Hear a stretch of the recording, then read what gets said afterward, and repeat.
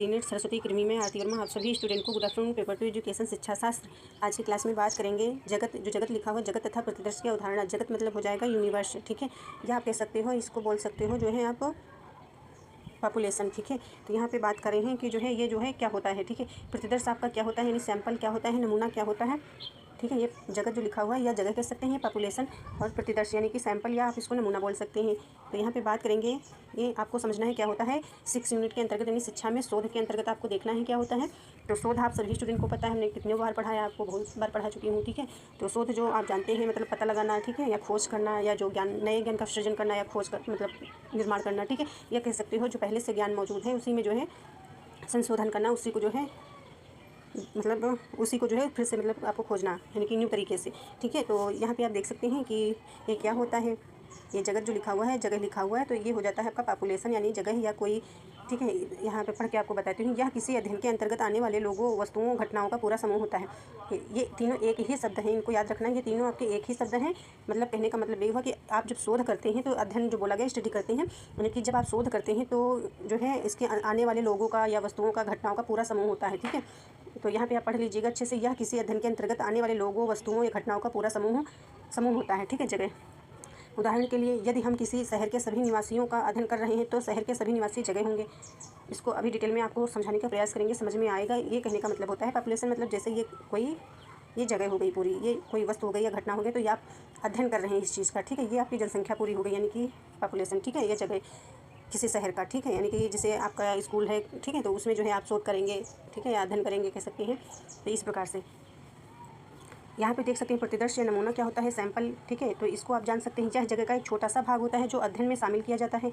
ये सैंपल जो होता है जब हम मतलब एक छोटा सा भाग है जो अध्ययन में शामिल करते हैं, जब हम शोध करते हैं तो इसमें ये शामिल होता है, यानी कि एक छोटा सा नमूना लेते हैं। प्रतिदर्श को इस तरह चुना जाता है, यानी कि जनसंख्या में से जो है एक छोटा सा आपको सैंपल लेना होता है, आप चुनते हैं, छोटा सा एक भाग होता है पूरे जगह का जो है। प्रतिदर्श को इस तरह चुना जाता है कि वह पूरे जगह का प्रतिनिधित्व करे। यहाँ पे लिखा नहीं हुआ है, ठीक है। प्रतिनिधित्व करें मतलब हमारे जैसा, यानी कि कहते हैं प्रतीक हो, ठीक है, यानी कि सेम। उदाहरण के लिए यदि हम किसी शहर के निवासियों को औसत आय का अध्ययन कर रहे हैं तो हम शहर के कुछ निवासियों का एक प्रतिदर्श चुन सकते हैं और उनकी औसत आय का अनुमान लगा सकते हैं। तो इसको वैसे भी हमने आपको पढ़ा रखा है, पर आपको हम समझाएंगे अच्छे से, समझ में आ जाए। तो आपको समझना क्या है, जैसे ये आपका पॉपुलेशन हो गया पूरा, टोटल ये जो है ये पॉपुलेशन हो गया, ठीक है। यानी कि जगह हो गया, या जो है पॉपुलेशन या जगह कह सकते हैं, जनसंख्या कह सकते हैं, कुछ भी आप बोल सकते हैं इसको। तो इसके अंतर्गत जो है कुछ भी आ सकता है, वस्तु आ सकती है, घटना आ सकता है, कोई व्यक्ति हो सकता है जिसका आप अध्ययन करेंगे, ठीक है। तो शोध का मतलब होता है जैसे कि आप शोध करेंगे तो शोध आप व्यक्ति पर भी कर सकते हैं, किसी वस्तु पर भी कर सकते हैं, घटना पे कर सकते हैं। तो इस प्रकार से ये आपका पॉपुलेशन हो गया जिस पे आप शोध करना चाहते हैं। इसके अंतर्गत बहुत सारा जो है किसी पर भी आप शोध कर सकते हैं, ठीक है। और ये प्रतिदर्श हो गया, तो ये प्रतिदर्श मतलब जो है नमूना, ठीक है। तो जैसे इसमें आप किसको लेंगे, आप इस प्रकार से समझिए कि ये जो है व्यक्ति है, व्यक्ति मतलब स्टूडेंट को हमने ले लिया, ठीक है। ये आपका एक जो है क्लासरूम हो गया, यानी कि जो जैसे कि हम आपको पढ़ा रहे हैं क्लासरूम में, मतलब फेस टू फेस, ठीक है। ये आपकी क्लास है और हम पढ़ा रहे हैं, ठीक है। तो हम जो है इसमें 10 बच्चे पढ़ रहे हैं, ठीक है, यानी कि इसमें 10 बच्चे पढ़ रहे हैं और मैं पढ़ा रही हूँ फेस टू फेस क्लासरूम में, ठीक है।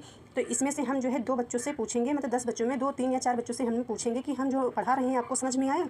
यदि बच्चे बोलते हैं हमको समझ में आ गया, हमने सवाल किया, जवाब दे दिए, उत्तर दे दिए, तो हम समझेंगे कि बच्चों को समझ में आ गया, ठीक है। तो यानी जो हमने 2, 3, 4 बच्चों से पूछा कि आपको समझ में आया, सवाल का आंसर दे दिए, तो ये हो जाता है मतलब नमूना, जो हमने एक नमूना लिया, ठीक है, वो आपका नमूना हो जाता है। जैसे 10 बच्चों में हमने 1 बच्चे से पूछ लिया, 2 बच्चों से, वो नमूना के तौर पे हमने पूछ लिया और हमको पता हो गया, यानी कि जो है प्रतीक के तौर पर, यानी सैंपल हमने लिया। और इस प्रकार से आपको नहीं समझ में आया तो इस प्रकार से आप समझ सकते हैं। जैसे आप सभी स्टूडेंट जानते हैं, आप सभी स्टूडेंट मिठाई खाते हैं, ठीक है, सभी स्टूडेंट मिठाई खाए भी हैं, ठीक है। और यहाँ पे इस प्रकार जानेंगे, जैसे मीठा है, ठीक है, ये मीठा रखा हुआ है, इसमें से आप थोड़ा सा निकाल करके आप खा लेते हैं, ठीक है। तो ये जो निकालना हुआ थोड़ा सा टुकड़ा, जो मिठाई के डिब्बे से आप थोड़ा सा टुकड़ा निकाल करके खा लिए, निकाल के ये खाए कि देखें, खाए और कहा हाँ स्वाद इसका अच्छा है, अच्छी है मिठाई। तो ये जो थोड़ा सा टुकड़ा निकाला ये आपका हो जाता है सैंपल, यानी नमूना के तौर पर आप निकाला। जब आप खाए तो आपने कहा कि हाँ ये मिठाई बहुत अच्छी है। तो कहने का मतलब ये हुआ किसी जो जगह होती है उसके बारे में पूरी जानकारी करना, यानी पूरी जानकारी आप लेंगे तो थोड़ा सा नमूना लेंगे, ठीक है। जब आप थोड़ा सा नमूना लेते हैं तो आपको पता हो जाता है कि ये जो बाकी का जो इसमें जिस आप अध्ययन कर रहे हैं जिस चीज़ का, तो आपको पता हो जाता है ये कैसा है, ठीक है, यानी कि सेम वैसा ही है, मतलब हमारे जैसा जो आपने नमूना लिया है उसी के जैसा जो शेष है वो सारा का सारा उसी प्रकार का है। तो इस प्रकार से आप सभी स्टूडेंट को समझ में आया होगा। तो ये आपका सैंपल हो जाता है। जैसे कि आपने इतनी सारे मतलब पॉपुलेशन से आपने थोड़ा सा टुकड़ा, ये सारे टुकड़े हैं या कोई भी वस्तु हो गई, ठीक है, ये सारी, ये आप मिठाई भी बताएं तो मिठाई से तो आपने थोड़ा सा टुकड़ा ले लिया, उसको आपने जो है उसका अध्ययन किया, उसी के तौर पे ये आपका सैंपल हो जाता है थोड़ा सा। और ये जो है नमूने से आप जो है पूरी जगह का जो है जानकारी हासिल करते हैं, पूरी जगह की जानकारी आप प्राप्त करते हैं। तो इस प्रकार से हो जाएगा, अच्छे से समझ लीजिए। और इसके बाद यहाँ पे बात करेंगे क्या होता है। हमने आपको समझा रखा है, शॉर्ट वीडियो में समझाया है, उसमें भी आप समझ लीजिएगा यदि इसमें समझ में नहीं आता है आप सभी को, ठीक है। और इसके बाद देख सकते हैं यहाँ पे ये जो प्रतिदर्श तथा प्रतिचयन, तो प्रतिदर्श के बारे में हमने आपको अभी भी बता दिया है कि क्या होता है। प्रतिदर्श मतलब सैंपल, नमूना, न्यायादर्श यानी बड़ी सी जो आपकी कोई जनसंख्या है, बड़ी संख्या से आपको छोटा सा उसमें से जो आप नमूना लेते हैं, ठीक है, तो वही आपका प्रतिदर्श हो जाता है। आप सभी स्टूडेंट जानते हैं प्रतिचयन क्या है, ये प्रोसेस होता है। कहने यहाँ से देख सकते हैं प्रतिदर्श एक समूह है, यानी कि ये पूरा एक समूह होता है, प्रतिदर्श यानी नमूना, ठीक है। प्रतिचयन एक जो है प्रक्रिया होती है। प्रतिदर्श जनसंख्या के बारे में जानकारी प्राप्त करने के लिए इस्तेमाल किया जाता है। तो आप सभी स्टूडेंट को पता होगा, यहाँ से पढ़ करके आप अच्छे से समझ लीजिए प्रतिदर्श से नमूना क्या होता है। ये होता है नमूना जनसंख्या के बारे में जानकारी प्राप्त करने के लिए इस्तेमाल किया जाता है, ठीक है। और प्रतिचयन तकनीकी विभिन्न होती है, जैसे यादृच्छिक प्रतिचयन और स्थिरीकृत प्रतिचयन। इसके बाद देख सकते हैं किसी जनसंख्या या समूह का एक छोटा सा भाग होता है, यानी कि जो है ये प्रतिदर्श क्या होता है, ये जनसंख्या का एक छोटा सा मात्र भाग होता है, ठीक है। जनसंख्या इकाई वस्तुओं या मनुष्यों के समूह में से किसी चर का विशिष्ट मान ज्ञात करने के लिए उसकी कुछ इकाइयों को चुन लिया जाता है। इस प्रकार के चुनाव की क्रिया को प्रतिचयन कहा जाता है। कहने का मतलब ये है कि जैसे ये हो गया, ठीक है, ये जनसंख्या आपकी हो गई, पॉपुलेशन हो गया या कोई जगह होगी, ठीक है, आप शोध कर रहे हैं, अध्ययन कर रहे हैं, तो इसमें से आप जो छोटा सा नमूना जब आप लेते हैं, ठीक है, तो यही प्रोसेस आपका जो है ये चयन हो जाता है, प्रतिक्रिया चयन यानी सैम्पलिंग हो जाता है, प्रतिचयन हो जाता है। और जो ये नमूना होता है, नमूना आप लेते हैं, ये आपका हो जाता है प्रतिदर्श नमूना। यहाँ से देख सकते हैं किसी जनसंख्या इकाई वस्तुएं या मनुष्य के समूह में से चुनी हुई इकाइयों के समूह को प्रतिदर्श या चयन कहा जाता है। यानी कि एक इकाई आप ले लेते हैं, एक वस्तु ले लेते हैं, यानी कि एक छोटा सा भाग लेते हैं उसी को। ये यहाँ पे देख सकते हैं, ये जो है ये आपका इंपॉर्टेंट है, बट थोड़ा इंपॉर्टेंट है, तो अपने हिसाब से इसको एक बार ऐसे थोड़ा सा पढ़ लीजिए, ज़्यादा पढ़ने की इसको ज़रूरत नहीं है।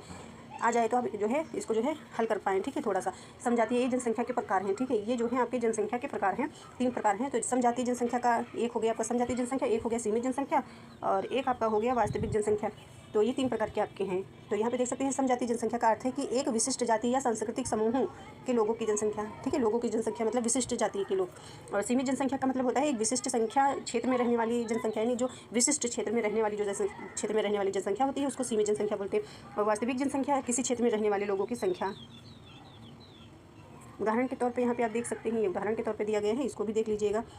समझाती या विषम जातीय जनसंख्या बोल सकते हैं, तो ये उदाहरण हो गया है, उदाहरण के तौर पे है। तो इसको जो है आप जितना आपको आता है उतना ही पढ़िए, बार बार रिवीजन करिए, नया पढ़िए, थोड़ा कम ही पढ़िए तो अच्छा है। और नहीं, और बाकी के स्टूडेंट पढ़ सकते हैं, न्यू पढ़ना बहुत ज़रूरी है, हर एक टॉपिक आपको पढ़ना ज़रूरी है, छोड़ना कुछ भी नहीं है।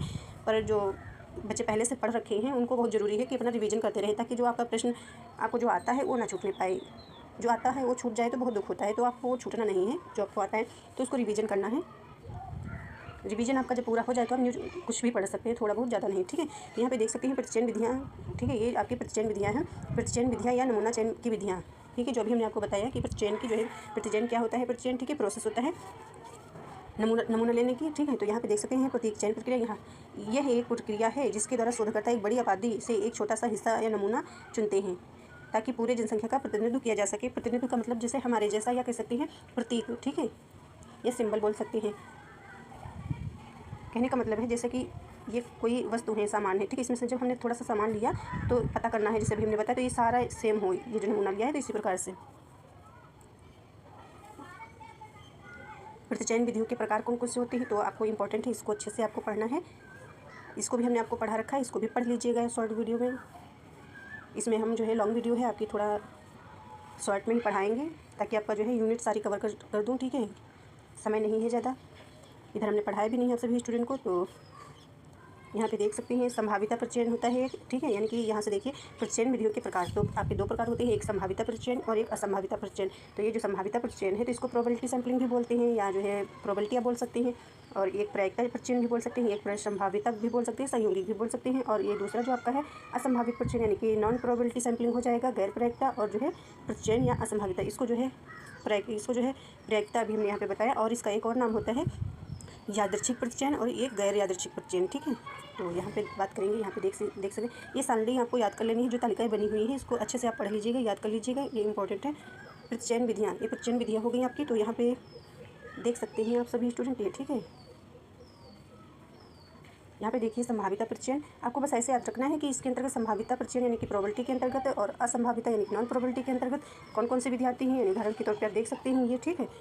तो ये सीक्वेंस में आपको लगाने को आ जाता है, तो आपको जो है आप लगा पाएँ। इस प्रकार से आपको याद करना है और समझ के याद करना है, ठीक है।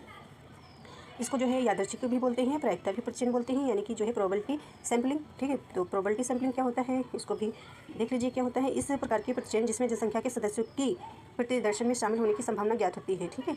इस प्रकार के प्रतिचयन जिसमें जनसंख्या के सदस्यों की प्रतिदर्शन में शामिल होने की संभावना ज्ञात होती है, ये आपका संभावितता जो है प्रतिचयन हो जाता है। इसके अंतर्गत उदाहरण के तौर पर आप देख सकते हैं, ये इसके अंतर्गत आते हैं साधारण यादृच्छिक प्रतिचयन और स्त्रीकृत प्रतिचयन और समूह गुच्छ क्षेत्र या क्लस्टर। ये आपको नेम याद रखने हैं। और फिर आपका आता है व्यवस्थित प्रतिचयन, यानी कि ये चारों आपको याद रखने हैं। ये किसके अंतर्गत आते हैं, आपको पता है संभाविता प्रतिचयन या कह सकते हैं जो है यादृच्छिक प्रतिचयन के अंतर्गत आते हैं। और इसके बाद देखना है नॉन प्रोबेबिलिटी के अंतर्गत, यानी गैर यादृच्छिक या गैर प्रायिकता बोल सकते हैं, असंभाविता बोल सकते हैं। इसमें जनसंख्या के सदस्यों को प्रतिदर्शन में सम्मिलित किए जाने की संभावना ज्ञात नहीं होती है, तब असंभाविता प्रतिचयन करना पड़ता है, तब ज्ञात नहीं होता है, ठीक है।